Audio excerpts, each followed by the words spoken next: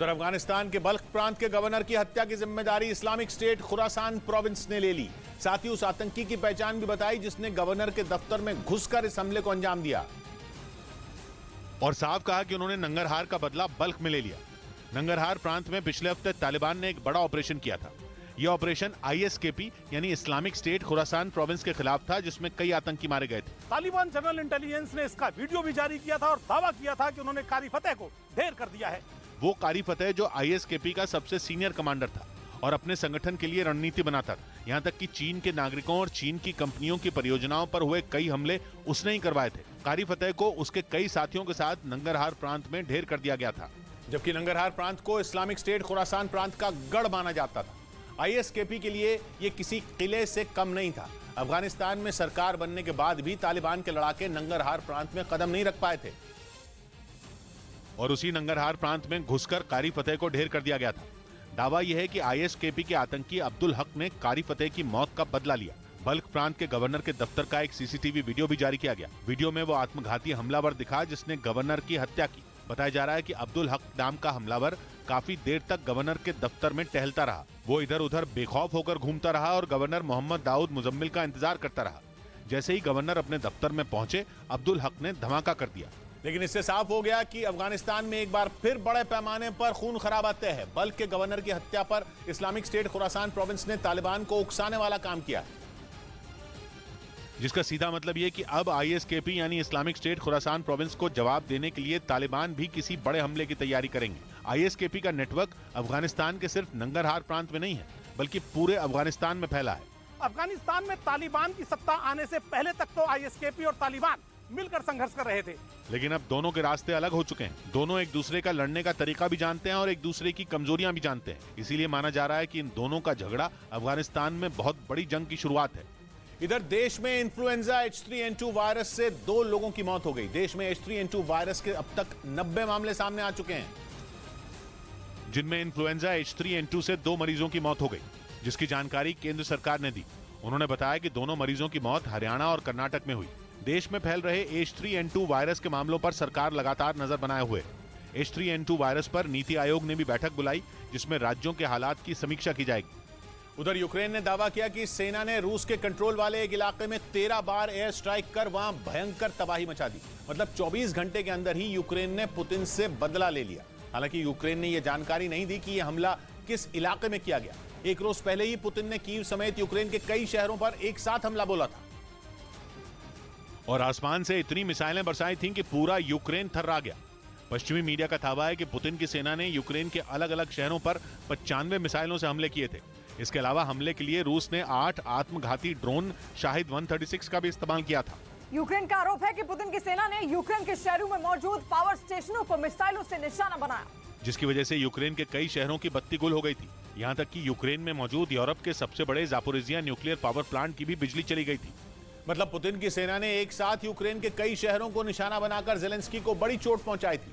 पश्चिमी मीडिया का दावा है कि रूसी सेना के इस हमले के बाद से ही यूक्रेन ने भी जवाबी हमले की तैयारी शुरू कर दी और फिर यूक्रेन की सेना ने 24 घंटे के अंदर ही पुतिन की फौज पर हमला बोल दिया। यूक्रेन का दावा है कि उसकी सेना ने रूस के कंट्रोल वाले एक इलाके में एक सैन्य ठिकाने पर ताबड़तोड़ 13 मिसाइलें दागी, जिसमें हथियार के 3 डिपो और पुतिन की सेना की कई चौकियां तबाह हो गई। यूक्रेन का यह भी दावा है कि उसके इस हमले में रूसी सेना के 800 से ज्यादा जवान घायल हुए हैं। हालांकि यूक्रेन की तरफ से यह जानकारी नहीं दी गई उसकी सेना ने किस इलाके में पुतिन की फौज को निशाना बनाया। इधर केंद्र सरकार ने BSF में अग्निवीरों के लिए आरक्षण का ऐलान कर दिया। उन्हें BSF में 10% आरक्षण दिया जाएगा, जिसका ऐलान केंद्र सरकार ने कर दिया। इतना ही नहीं, उन्हें आयु सीमा में भी छूट दी जाएगी। हालांकि वो इस बात पर निर्भर करेगा कि जो अग्निवीर BSF में भर्ती के लिए आवेदन कर रहे हैं वो पहले बैच का हिस्सा हैं या बाद के। इससे पहले गृह मंत्रालय असम राइफल्स और केंद्रीय सशस्त्र पुलिस बल की भर्तियों में भी अग्निवीरों को आरक्षण देने की घोषणा कर चुका है। इस बीच सऊदी अरब में रमजान के दौरान बनाए गए नए नियमों पर विवाद हो गया और कई देशों के मुस्लिम समुदाय के लोग उस पर भड़क गए, क्योंकि 22 मार्च से शुरू हो रहे रमजान के महीने में सऊदी अरब जाने वाले लोगों को सख्त नियमों का सामना करना पड़ेगा। वहां सरकार ने इससे जुड़े 10 पॉइंट वाले दिशा निर्देश जारी किए हैं और रमजान के दौरान इनका सख्ती से पालन करने की तैयारी कर ली है। मुस्लिम समुदाय के लिए बेहद अहम मक्का और मदीना के देश सऊदी अरब की सरकार ने ये कड़े नियम लोगों की सहूलियत के लिए बनाए हैं, लेकिन दुनिया के अलग अलग हिस्सों में रहने वाले कई मुस्लिम इससे नाखुश बताए जा रहे हैं। क्योंकि सऊदी अरब ने 22 मार्च से शुरू हो रहे रमजान के दौरान मस्जिदों में लाउडस्पीकर की संख्या कम करने का फैसला किया। इसके अलावा दान देने पर और मस्जिद के अंदर अजान के प्रसारण पर भी रोक लगाई गई। साथ ही रोजेदारों पर भी नजर रखी जाएगी और उन्हें इमाम की निगरानी में भोजन मिलेगा, जिसे मस्जिद परिसर में तैयार किया जाएगा, लेकिन मस्जिद के अंदर नहीं। और इस दौरान मस्जिद के इमाम इन सारी तैयारियों पर नजर रखेंगे और अपनी देखरेख में रोजेदारों को वो खाना बंटवाएंगे। सऊदी अरब में पिछले साल भी मस्जिदों में अजान के दौरान लाउडस्पीकर की आवाज को कम कर दिया गया था और इस बार भी वहां अजान के दौरान लाउडस्पीकरों की आवाज कम रखी जाएगी। यही नहीं, उनकी संख्या कम करने की भी तैयारी है। इसके अलावा बच्चों को मस्जिद लाने पर रोक लगाई गई है। सऊदी अरब की सरकार का कहना है कि ये सारे नियम रमजान के दौरान शांति और साफ सफाई बनाए रखने के लिए बनाए गए हैं। लेकिन कई देशों के मुस्लिम समुदाय के लोग इस बात पर भड़के हुए हैं, क्योंकि उनका मानना है कि इन नियमों से इस्लाम का असर कम होगा। यानी एक मुस्लिम देश के बनाए गए नियमों का मुस्लिम समुदाय ही विरोध कर रहा है। हालांकि सऊदी अरब की सरकार ने सफाई दी और दावा किया कि इससे रमजान के दौरान लोगों को सुविधा होगी और मुस्लिम समुदाय एकजुट होगा। लेकिन उसके नए नियमों ने एक नया बखेड़ा तो खड़ा ही कर दिया, जो सऊदी अरब के गले की हड्डी बन सकता है। इधर पंजाब के गुरदासपुर में बीएसएफ के जवानों को बड़ी कामयाबी मिली। उन्होंने वहां एक पाकिस्तानी ड्रोन को मार गिराया, जिसे वहां हथियारों की डिलीवरी के लिए भेजा गया था। लेकिन इससे पहले कि ड्रोन से हथियार गिराए जाते, बीएसएफ के जवानों ने उसे देख लिया। इसके बाद उन्होंने ड्रोन पर ताबड़तोड़ फायरिंग कर उसे मार गिराया। सर्च ऑपरेशन के दौरान सुरक्षा बल ने ड्रोन के पास AK सीरीज की राइफल, 2 मैगजीन और 40 गोलियां बरामद की। उधर पश्चिमी मीडिया ने दावा किया कि ईरान ने रूस से सुखोई 35 खरीदने की डील फाइनल कर ली है, जिसकी पुष्टि खुद ईरान के एक अधिकारी ने की। इससे पहले खबर उड़ी थी कि रूस ने ईरान से आत्मघाती ड्रोन खरीदने की डील की थी, जिसके बाद वो ड्रोन यूक्रेन के आसमान में मौत बनकर उड़े थे। ईरान के आत्मघाती ड्रोन पिछले साल तब चर्चा में आए थे जब रूस ने कीव समेत यूक्रेन के कई शहरों की बत्ती गुल कर दी थी। और एक बार फिर ईरान और रूस की नजदीकी की खबरों को जोर मिलने लगा, क्योंकि पश्चिमी मीडिया ने दावा किया कि ईरान ने रूस से लड़ाकू विमानों की डील कर ली है और बहुत जल्द रूस ईरान को सुखोई 35 देने वाला है। ईरान के एक अधिकारी ने बताया कि ईरान ने कई देशों से लड़ाकू विमानों की डील की कोशिश की थी और आखिरकार रूस इसके लिए तैयार हो गया, क्योंकि 2020 में उस पर हथियारों की खरीदारी से जुड़ा प्रतिबंध खत्म हो चुका है। इसलिए रूस उसे लड़ाकू विमान देने के लिए तैयार हो गया, जिसके बाद ईरान की सेना की ताकत बढ़ जाएगी, क्योंकि ईरान पर लगे प्रतिबंधों की वजह से उसकी वायुसेना और नौसेना के पास सीमित हथियार हैं।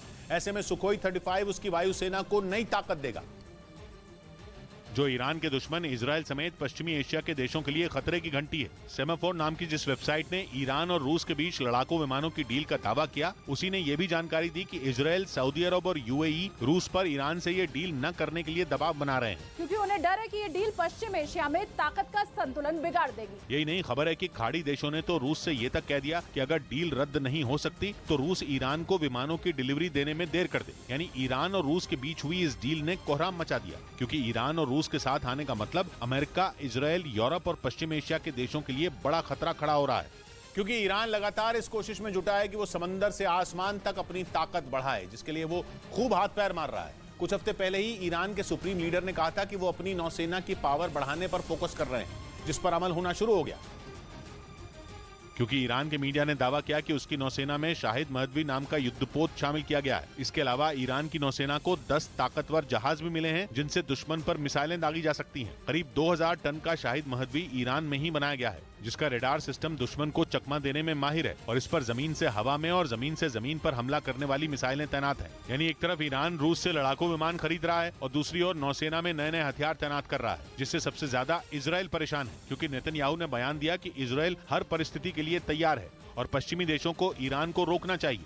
इस बीच ईरान के परमाणु कार्यक्रम के मुद्दे पर अमेरिका की खुली मदद नहीं मिलने पर इजराइल नाराज हो गया। वैसे ईरान की बात आती है तो अमेरिका और इजराइल एक पाले में होते हैं, लेकिन इस बार ईरान के मुद्दे पर अमेरिका फूंक फूंक कर कदम रख रहा है और ये बात इजराइल के गले नहीं उतर। वो इस बात पर अमेरिका से नाराज भी और इजराइल के एक अधिकारी ने खुलकर ये बात कही। उनका बयान आया कि अमेरिका ने फ्रांस, जर्मनी और UK के ईरान के परमाणु कार्यक्रम से जुड़े प्रस्ताव का समर्थन नहीं किया, जबकि तीनों देशों के प्रस्ताव से ईरान का परमाणु कार्यक्रम रोकने में मदद मिलती और यही वजह रही कि इस बार अमेरिका ने इजराइल को निराश कर दिया।